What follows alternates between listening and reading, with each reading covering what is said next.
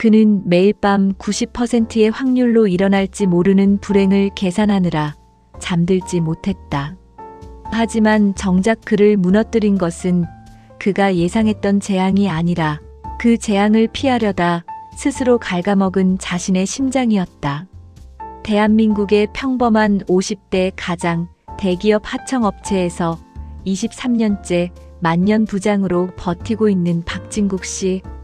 그의 하루는 언제나 만약에라는 세 글자로 시작해서 어쩌지라는 한숨으로 끝이 난다. 아침 6시 30분 미어터지는 지하철 9호선에 몸을 구겨 넣을 때부터 그의 머릿속은 이미 풀가동 상태다. 만약 오늘 바이어 미팅에서 김대리가 말실수를 하면 어쩌지? 만약 이번 분기 실적이 떨어져서 권고사직 명단에 내 이름이 오르면 어쩌지? 만약 그렇게 내가 길거리로 나앉게 되면 당장 다음 달부터 나오는 대학생, 큰딸의 등록금과 고등학교 2학년 막내의 학원비, 그리고 숨만 쉬어도 빠져나가는 주택담보대출 이자는 다 어찌 감당해야 하지? 그의 머릿속은 언제나 최악의 시나리오를 그려내는 완벽한 영화 감독이었다. 지하철 안에 수많은 사람들은 그저 무표정하게 스마트폰을 바라보고 있었지만 진국 씨의 마음속에서는 이미 회사가 부도나고 집이 경매에 넘어가고 온 가족이 길거리로 쫓겨나는 비극적인 대서사시가 상영되고 있었다. 겨우 회사에 도착해 자리에 앉으면 그의 등은 이미 식은 땀으로 축축하게 젖어 있었다. 실제로 일어난 일은 아무것도 없는데 그의 몸과 영혼은 이미 지옥을 몇 번이나 다녀온 것처럼 피로에 찌들어 있었던 것이다. 주변 사람들은 그런 진국 씨를 보며 혀를 차곤 했다. 박 부장, 자네는 너무 사서 걱정을 해. 얼굴이 벌써 10년은 더 늙어 보이잖아. 동기인 이 부장이 커피를 건네며 한마디 던져도 진국 씨의 귀에는 들어오지 않았다. 사서 걱정을 한다고? 그건 현실을 몰라서 하는 태평한 소리였다. 이 험난한 대한민국 땅에서 50대 가장이 긴장의 끈을 1%라도 놓는 순간 벼랑 끝으로 추락하는 것은 시간 문제라고 그는 굳게 믿었다. 그러던 어느 날 진국 씨의 삶을 송두리째 흔들어 놓을 거대한 불행의 씨앗이 심어졌다. 본사에서 대대적인 구조조정이 단행될 것이라는 흉흉한 소문이 돌기 시작한 것이다. 상무의 눈빛이 예전 같지 않아 보였고 인사팀장이 지나가며 던진 박 부장, 요즘 건강은 좀 어때? 라는 평범한 안부. 인사조차 진국 씨의 귀에는 너 이제 나갈 준비해라라는 사형 선고처럼 들렸다. 그날 이후로 진국 씨의 일상은 완벽하게 파괴되었다. 그의 머릿속은 이제 구조조정이라는 네 글자로 가득 찼다. 그는 밤마다 침대에 누워 천장을 바라보며 새벽까지 눈을 감지 못했다. 내가 잘리면 어떡하지? 퇴직금은 얼마지? 그걸로 치킨집이라도 차려야 하나? 요새 자영업자 폐업률이 80%라는데 내가 차리면 100점 100패겠지? 생각이 꼬리에 꼬리를 물고 이어지다 보면 새벽 3시가 훌쩍 넘어가기 일쑤였다. 가슴이 답답하고 숨이 가빠와 침대에서 일어나 거실을 서성였다. 아내와 아이들이 잠든 모습을 바라보며 그는 말할 수 없는 비참함과 두려움을 느꼈다. 내가 이 가정을 지켜내지 못하면 어쩌지? 하지만 그는 아직 모르고 있었다. 그가 매일 밤 잠을 설치며 만들어낸 그 90%의 걱정들이 실제 현실이 아니라 오직 자신의 뇌가 만들어낸 잔인한 신기루였다는 사실을, 그리고 그 작은 집착과 불안이 그의 삶을 어떤 부메랑으로 치게 될지 그는 전혀 짐작조차 하지 못했다. 시간이 흐를수록 진국 씨의 강박은 점점 더 심해졌다. 그는 매일 밤 동네 낡은 아파트 단지 상가 뒤편에 있는 심야 편의점 앞 플라스틱 의자에 홀로 앉아 캔맥주를 마시는 버릇이 생겼다. 차가운 밤바람을 맞으며 스마트폰으로 경제 뉴스나 조기퇴직자들의 비참한 수기 같은 것들을 찾아 읽었다. 읽으면 읽을수록 불안은 증폭되었지만 그는 그 지옥 같은 활자 읽기를 멈출 수 없었다. 마치 미리 매를 맞고 있으면 진짜 매가 떨어졌을 때 덜 아플 것이라는 기괴한 안도감을 느꼈던 것이다. 불안은 이내 육체적인 증상으로 나타났다. 몇 달 전부터 가슴 한구석이 콕콕 찔리듯 아파오기 시작하더니 최근에는 음식을 먹기만 하면 얹힌 것처럼 속이 더부룩하고 명치가 꽉 막힌 듯 답답했다. 등이 뻐근하고 가끔은 왼쪽 팔까지 저려오는 느낌이 들었다. 진국 씨는 이 증상들을 인터넷에 검색해 보았다. 협심증, 심근경색, 췌장암, 위암 등 온갖 무시무시한 병명들이 화면 가득 쏟아졌다. 역시 내 몸이 망가지고 있었던 거야. 진국 씨는 확신했다.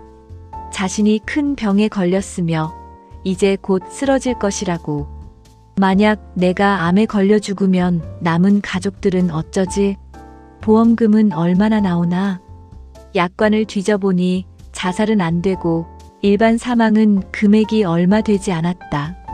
그는 자신이 죽고 난 뒤 홀로 남겨진 아내가 요양보호사 일을 하며 눈물 흘리는 모습, 아이들이 학업을 중단하고 알바 전선에 뛰어드는 모습을 상상했다. 너무나 생생한 상상에 그는 편의점 앞 플라스틱 의자에서 홀로 눈물을 훔치기도 했다. 그는 이제 매일 아침 출근하는 것이 아니라 도살장에 끌려가는 소처럼 변해갔다. 얼굴은 흑빛으로 변했고 체중은 몇 달 사이에 5kg이나 빠졌다. 회사에서도 업무에 집중하지 못하고 멍하니 창밖을 바라보거나 가슴을 움켜쥐고 한숨을 쉬기 일쑤였다. 주변 동료들은 그가 정말로 큰일에 처한 줄 알고 말을 걸기조차 조심스러워했다. 진국 씨의 삶은 아직 아무런 비극도 일어나지 않았음에도 불구하고 이미 완벽한 파국을 맞이한 상태였다. 참다 못한 진국 씨는 결국 큰 결심을 하고 대학병원을 찾아 종합정밀 건강검진을 받았다. 위내시경, 대장내시경, 심장 초음파, 그리고 머리부터 발끝까지 찍는 CT 촬영까지. 거액의 비용이 들었지만 상관없었다. 어차피 죽을 병에 걸렸다면 확인이라도 해야 남은 시간 동안 신변 정리라도 할 수 있을 것 같았다. 검사를 마치고 결과가 나오기까지 일주일의 시간 동안 진국 씨는 인생에서 가장 고통스러운 지옥을 맛보았다. 그는 이미 자신이 시한부 판정을 받은 사람처럼 행동했다. 서랍을 정리하고 통장 비밀번호를 적어 아내의 화장대 깊숙한 곳에 넣어두었다. 퇴근길에는 오래된 실내포차에 들러 혼자 소주를 들이키며 속으로 수없이 유언을 썼다 지웠다를 반복했다. 마침내 검사 결과를 보러 의사 앞에 앉은 날, 진국 씨의 손은 눈에 띄게 떨리고 있었다. 심장이 터질 것처럼 쿵쾅거렸고 입술은 바짝 말라붙었다. 흰 의사 가운을 입은 중년의 내과 전문의는 모니터 화면의 그래프와 수치들을 조용히 훑어보았다. 마침내 의사가 안경을 고쳤으며 진국 씨를 바라보았다. 그 1초의 침묵이 진국 씨에게는 100년의 시간처럼 길게 느껴졌다. 박진국 씨, 요즘 많이 힘드셨나 봅니다. 의사의 무거운 목소리에 진국 씨는 심장이 덜컥 내려앉았다. 왔구나. 드디어 올 것이 왔구나. 진국 씨는 눈을 질끈 감았다. 선생님, 마음의 준비는 되어 있습니다. 솔직하게 말씀해 주십시오. 제가 살 수 있는 날이 얼마나 남았습니까? 암입니까? 아니면 심장에 심각한 문제라도. 그때 의사의 입에서 뜻밖의 허탈한 웃음소리가 흘러나왔다. 진국 씨가 눈을 슬며시 뜨자 의사는 황당하다는 표정으로 검사 결과지를 툭툭 쳤다. 암이라니요? 박 부장님, 여기 수치 좀 보세요. 위험이 약간 있는 것 말고는 심장도, 간도, 폐도 깨끗합니다. 혈압도 정상 범위고 그 나이대 중년 남성치고는 아주 관리가 잘 된 편이에요. 진국 씨는 자신의 귀를 의심했다. 네, 그럴 리가 없습니다. 제가 매일 밤 가슴이 찢어지듯 아프고 등도 결리고 밥만 먹으면 토할 것 같고 잠도 전혀 못 자는데 정말 아무 이상이 없다고요? 혹시 장비가 노후화돼서 놓치신 건 아닙니까? 의사는 안타깝다는 듯 한숨을 쉬며 차트를 닫았다. 박 부장님, 당신의 몸을 괴롭히고 있는 건 암세포가 아닙니다. 바로 당신 머릿속에 있는 불안입니다. 가슴 통증, 소화불량, 불면증. 이 모든 건 심각한 스트레스와 강박이 만들어낸 신경성 신체화 증상입니다. 쉽게 말해서 당신의 뇌가 일어날지도 모르는 가상의 불행을 진짜 현실로 착각하고 몸에 계속해서 비상경보를 울려대고 있었던 겁니다. 존재하지도 않는 적과 밤낮으로 전쟁을 치르고 있으니 몸이 버텨내겠습니까? 의사의 말은 날카로운 송곳처럼 진국 씨의 심장을 찔렀다. 사람은 현실 속에서보다 자신의 상상 속에서 훨씬 더 많이 그리고 더 잔인하게 고통받습니다. 박 부장님이 두려워하는 그 수많은 불행 중에서 실제로 일어난 일이 단 하나라도 있습니까? 진국 씨는 아무 말도 할 수 없었다. 멍하니 병원을 걸어 나오는 그의 머릿속이 하얗게 비워졌다. 그리고 며칠 뒤 회사에서도 믿을 수 없는 소식이 전해졌다. 그토록 두려워했던 본사의 구조조정은 진국 씨가 속한 하청 부서가 아니라 전혀 다른 신규 사업 부서를 대상으로 진행되었다. 오히려 진국 씨의 부서는 이번 분기 묵묵히 버텨온 공로를 인정받아 위로금 조로 작은 성과급까지 지급된다는 공고가 떴다. 인사팀장이 던졌던 안부 인사는 정말로 순수한 걱정이었고 상무의 싸늘했던 눈빛은 그저 그날 상무 개인의 가정사 때문이었다는 사실도 알게 되었다. 결국 그가 지난 몇 달 동안 밤을 지새우며 눈물을 흘리며 온몸을 갉아먹으며 걱정했던 그 무시무시한 재앙들은 단 1%도 일어나지 않았다. 그가 두려워했던 불행의 90%는 애초에 존재하지도 않는 가짜였던 것이다. 그날 밤 진국 씨는 여느 때처럼 동네 오래된 아파트 상가 뒤편 편의점 앞 플라스틱 의자에 앉았다. 이번에는 캔맥주 대신 따뜻한 캔커피 하나를 손에 쥐고 있었다. 새벽 4시, 지푸른 어둠이 걷히고 저 멀리서 서서히 푸르스름한 새벽빛이 밝아오고 있었다. 지나가는 서늘한 새벽 바람을 맞으며 진국 씨는 가만히 자신의 손을 바라보았다. 그동안 보이지 않는 유령과 싸우느라 얼마나 자신을 학대해왔던가. 일어나지도 않을 내일을 걱정하느라 오늘 내 곁에 있던 아내의 따뜻한 밥상을 무표정하게 넘겼고 아이들이 건넨 사소한 대화의 손길을 짜증으로 쳐내지 않았던가. 시간이 흐른 뒤에야 그는 비로소 깨달았다. 인생이라는 무대에서 자신을 가장 잔인하게 고문했던 가해자는 그 누구도 아닌 바로 자기 자신이었다는 것을.